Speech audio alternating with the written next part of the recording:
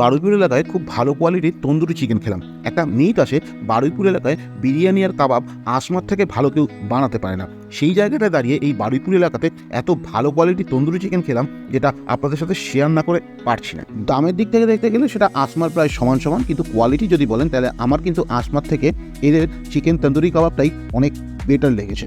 কোথায় খেলাম, তন্দুরি চিকেন বাদ দিয়ে আরও কী কী খেলাম সমস্তটাই দেখাবো এই ভিডিওতে। একদম শুরু থেকে শুরু করা যাক। শুরু করলাম আমাদের চা দিয়ে। 40 ml ভারের ওরা চা দেয়, দাম নেয় 25 টাকা, একদম ঠিকঠাক মোটামুটি। গড়িয়ার ঢালাই ব্রিজ থেকে শুরু করে একদম শাসন স্টেশন অবধি যে সাদার্ন বাইপাসটা হয়েছে সেইখানে প্রচুর ছোট ছোট দোকান বেশ ভালো ভালো খাবার বানায়। আর আমি এইসব দোকানগুলোকে খুব ভালো করে এক্সপ্লোর করতে চাই, কারণ খুব কম পয়সায় এরা খুব টেস্টি খাবার বানায় বলে।